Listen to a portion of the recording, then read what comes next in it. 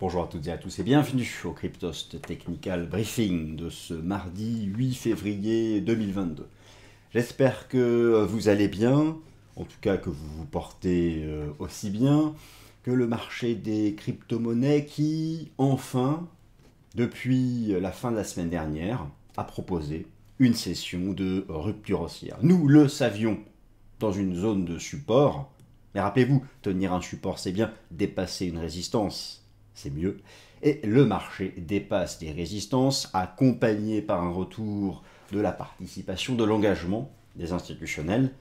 Bref, installez-vous confortablement. Je vais vous présenter donc une synthèse du marché crypto, analyse technique, Bitcoin, Ether, BNB et Cardano cette semaine. Mais permettez-moi au début de vous présenter une synthèse du contexte fondamental, global, macro, les autres classes d'actifs qui agissent sur le marché des crypto-monnaies depuis qu'il s'est professionnalisé. Jusqu'en 2017, c'était un marché retail de traders particuliers, de traders privés. Désormais, le marché crypto est une classe d'actifs à part entière. Donc, des corrélations se produisent. Alors, les banques centrales majeures resserrent cette année leur politique monétaire. Pourquoi?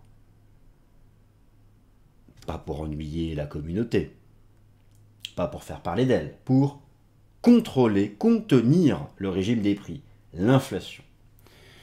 Et tout le monde le constate, cette inflation est une réalité. À commencer par l'énergie.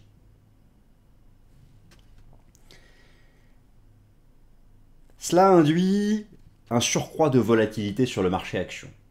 Cela induit une sortie des capitaux du marché obligataire risqué, vous savez, spéculatif, ce qu'on appelle le high yield, le compartiment spéculatif, les entreprises les plus faibles, qui, logiquement, si elles ont un bilan financier plus faible, peuvent moins faire face à une remontée des taux d'intérêt. C'est le coût de l'emprunt. Et souvent, on fait de la dette pour simplement gérer la charge d'intérêt de l'emprunt précédent. Bref, il est probable que inflation, plus resserrement monétaire, plus difficulté sur un certain compartiment du crédit, soit en train de redistribuer les capitaux et que, enfin,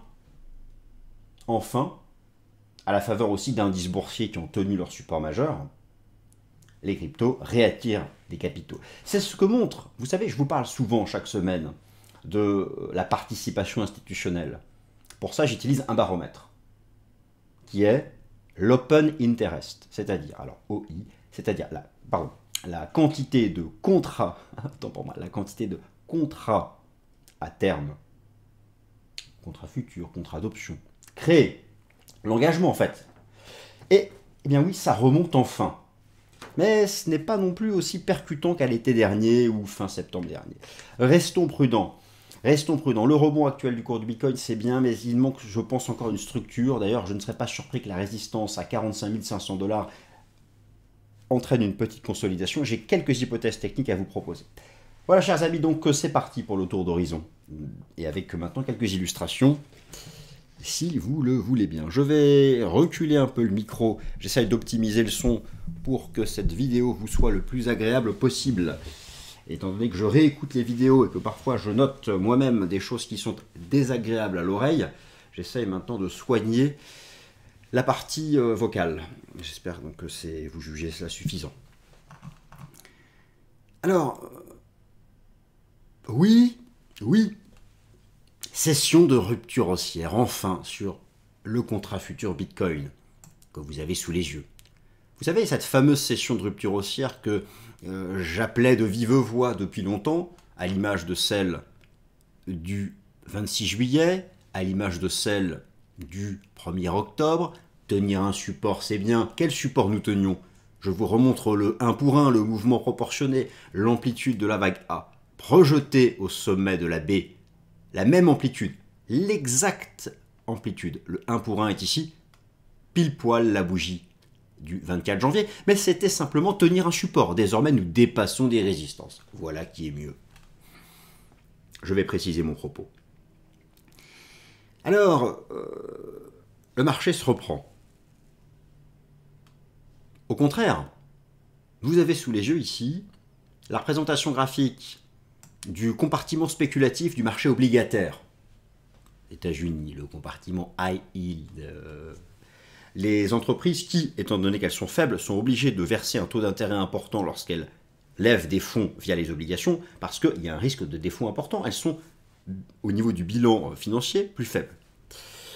Il y a des sorties de capitaux. J'ai cette idée que, valeur refuge ou pas crypto en tout cas, il y a peut-être un arbitrage actuellement entre la volatilité des marchés actions, le marché obligataire, un certain compartiment du marché obligataire sous pression, et cela peut se traduire par, in fine, après 3 mois de baisse, un retour des capitaux sur les cryptos.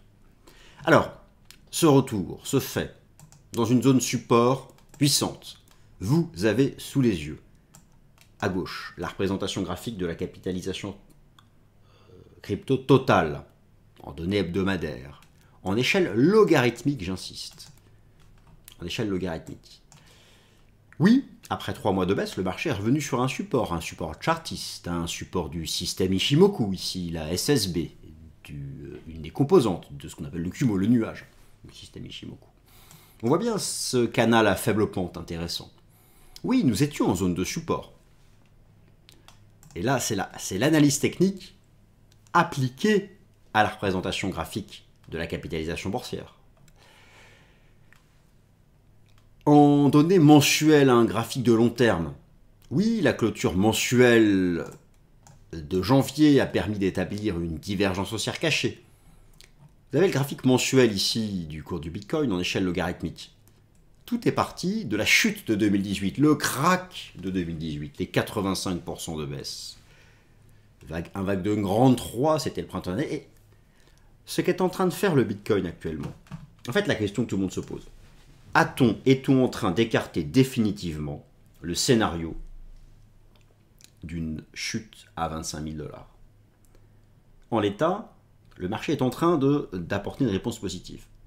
Maintenant, il faut préserver les 40 000 $, nouveau support. Il ne faut jamais repasser sous 40 000 $. C'est le stop de protection du scénario actuel.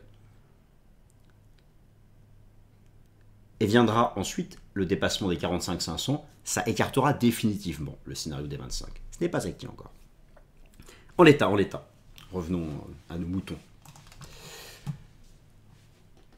Un scénario donc d'un gros range sous les 65 000 $, 4, écartant, en tout cas diminuant la probabilité de ce scénario, du pullback à 20,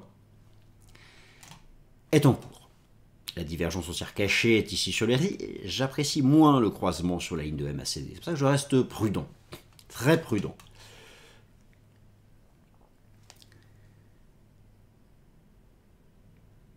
Alors, le contrat futur Bitcoin est sous vos yeux.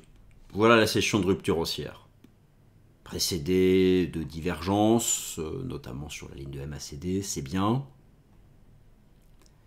Ce qui est intéressant de noter, c'est, et je reprends ici mon décompte héliotiste, cette fameuse grande vague 4, celle dont je viens de vous parler. Une vague 4, c'est une vague corrective, c'est dans 3 temps, que l'on va lettrer, c'est la théorie des vagues Elliott, ABC. La vague A, la chute du printemps dernier. La vague B, le rebond entre l'été et l'automne dernier. La vague C, la correction actuelle. Et ce qui est de toute beauté, c'est que, au final, vous avez ici l'extension de Fibonacci, le 1 pour 1, c'est ce qu'on appelle le mouvement proportionné, c'est un cas de figure classique pour construire une vague C qui elle-même se décompose toujours en 5 temps, nous avons les 5 vagues, et cette belle ligne de tendance, et ça repart. Voilà. Donc il y a beaucoup de choses très positives. Il y a toujours l'hypothèse que la vague 5 ne soit pas terminée, qu'en réalité il s'agit d'une 3. Bon, on peut toujours faire des hypothèses. Je l'écarte, moi, cette possibilité. En tout cas, j'ai un stop de protection à 40 000 $. C'est le niveau à ne plus jamais rompre.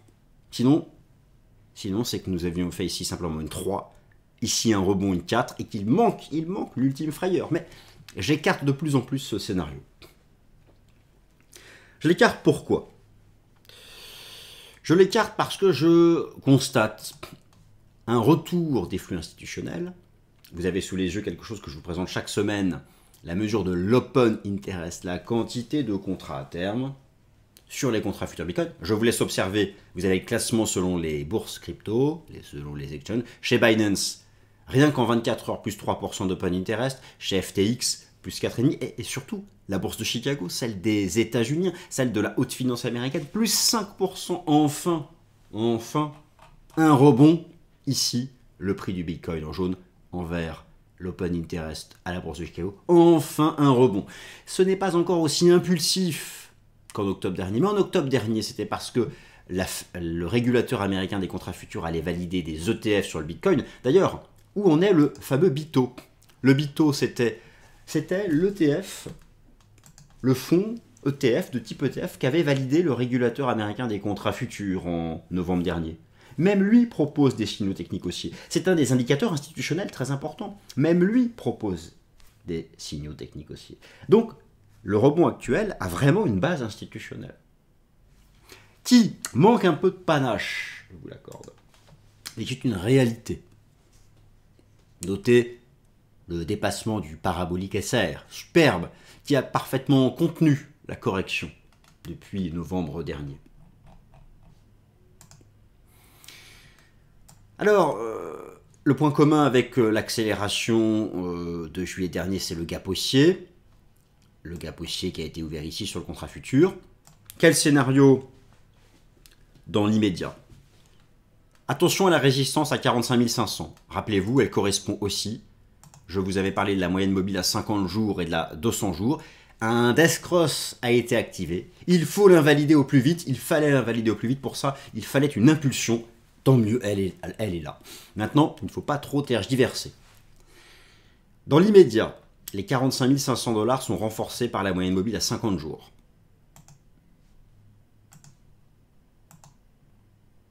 J'ai un scénario. Comme il manque une pattern, j'envisage ce type de scénario. Une épaule, tête, épaule droite, et enfin on repart. Donc, je pense que le marché devrait prendre son temps sous les 45 500 $, revenir tester les 40-41, et ensuite repartir. Invalidation totale, invalidation définitive de ce scénario en cas de réintégration des 40 000. Si le marché recasse les 40 000, c'est la certitude d'aller à 25 000. La certitude, enfin, n'exagérons pas, un bon 99,9%. Donc, c'est tout l'enjeu de la semaine. Démontrer le rôle de support des 41 000 $.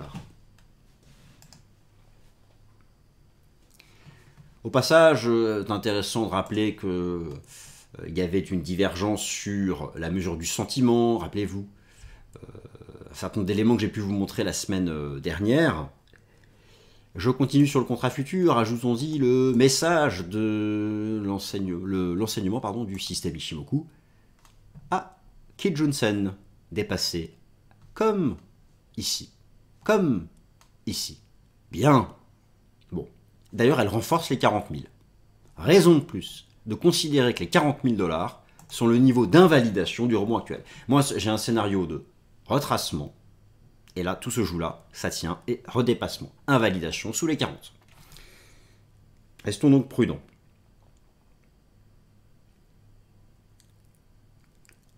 Alors au final,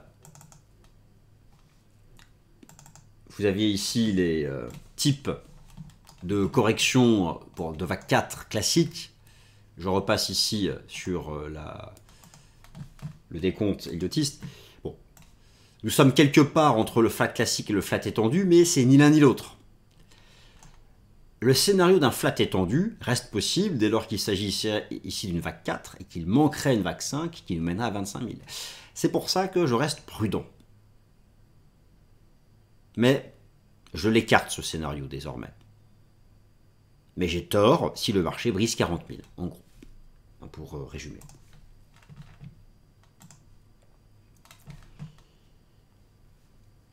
Alors,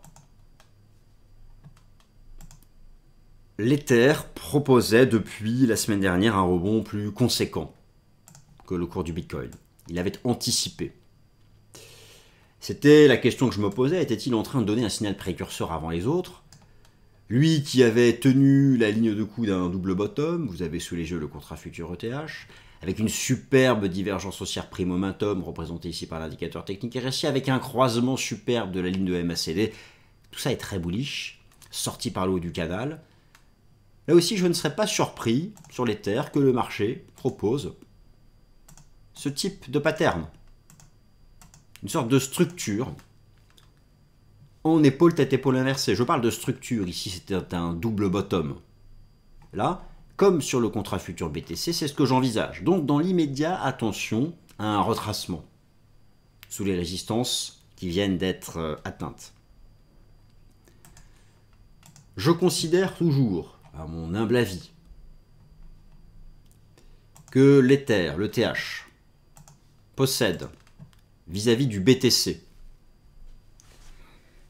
un potentiel de surperformance pour l'ensemble de cette année 2022. Je vous remontre ici le ratio ETH-BTC en données hebdomadaires, avec cette belle configuration en canal haussier, la divergence haussière cachée. De la même façon, j'ai sur l'analyse technique appliquée à la dominance du cours de l'ETH ce canal haussier. Et donc, il y a désormais, sur le contrat futur ETH, sur la dynamique de TH-USD, presque un indicateur précurseur qui annonce du bon pour cette année. Voilà pour le cadre moyen terme. D'ailleurs, on peut, pour confirmer cela, et c'est très important, en parallèle de l'action des prix, se tourner vers l'engagement, la participation. Regardez les chiffres de l'engagement et de la participation sur l'ETH. Alors là, vous avez les données à 24 heures. Je vais ici basculer sur la représentation graphique. Sur le CME, c'est très léger. Chez Binance, ça repart fort. Chez FTX, ça repart fort. Sur le CME, c'est encore très léger. Mais c'est parce qu'il manque encore. Vous savez, au CME, ce sont des ETF Bitcoin qui ont été validés. D'ailleurs, d'autres décisions du régulateur américain des contrats futurs, la SEC ou SEC, sont en attente. L'idée, c'est que cette année, je pense que viendra dans la foulée la validation d'ETF Ether, dont les sous-jacents seront les contrats futurs ETH à la bourse de Chicago. Et c'est à ce moment-là que la mesure de l'open interest du CME deviendra capitale. Donc il faut moins y accorder d'importance que pour celle du BTC où l'offre existe. Donc comme pour l'ETH, comme pour le BTC, voilà le scénario que j'ai dans l'immédiat. Ce type de structure, donc je ne serais pas surpris que le marché même puisse revenir tester le support des 2008-3000.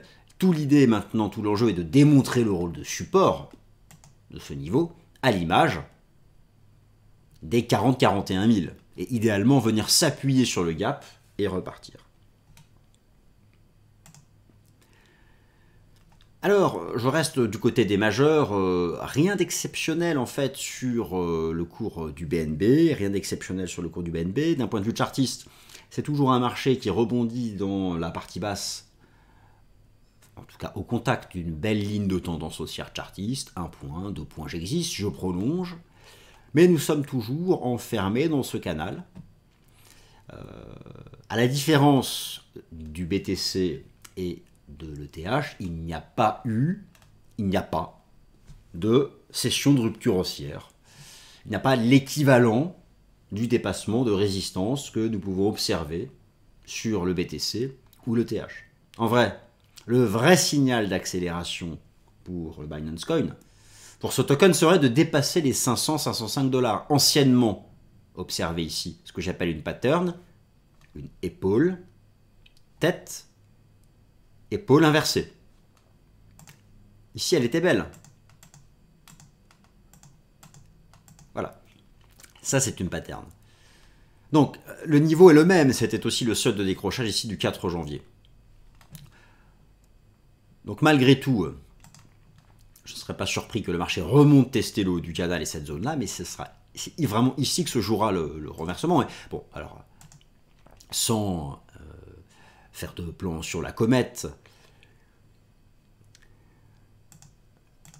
hypothèse possible, à nouveau. Ce ne sont que des hypothèses de travail. Il ne faut pas se projeter des formes géométriques avant qu'elles n'existent. Mais c'est intéressant de noter que ça en prend la forme sur les majeurs. ADA, Cardano. Alors oui, simplement, juste je termine sur le Binance Coin, avec le système Ichimoku, où là aussi, le marché dépasse Kijun-sen. Un dépassement certes marginal, mais c'est un bon signal. Ce chute ici, un bon signal. Alors, toutes ces mèches, ces bougies un peu étranges, c'est moins liquide. Mais ce fut aussi ici un bon signal. Donc ça, c'est quelque chose à surveiller sur l'ensemble de la semaine. Cardano, vous l'avez choisi. Eh bien, je trouve que c'est un excellent choix. Support majeur. Vous avez sous les yeux la représentation graphique. Le Cardano, randonnée hebdomadaire. Regardez ce superbe support. Les 98, 0,98, 1 $. C'est l'ancien record historique cours de clôture en hebdo de janvier 2018. C'est le niveau de polarité gigantesque. On y est revenu à maintes reprises générant des rebonds. Le marché y revient et propose en données hebdomadaires une superbe divergence haussière prix RSI, une divergence haussière sur l'histogramme de MACD en hebdo. J'estime que ce niveau est un très bon point d'entrée moyen-long terme. En données journalières, voilà la réaction actuelle. Alors, le scénario que j'ai, c'est, là dans l'immédiat, le marché va probablement revenir tester cette ligne de tendance, et quelque chose, une sorte de compression, avant, in fine, une extraction haussière. Donc attention, la période d'accumulation entre 0,98 et 1,10 peut durer, mais c'est une belle zone d'accumulation long terme, 0,98 et 1,10, belle zone d'accumulation long terme, pour cette année, un scénario d'extraction par le haut. L'invalidation est indiquée par ce niveau horizontal. Mais en tout cas, le niveau hebdomadaire est vraiment propre.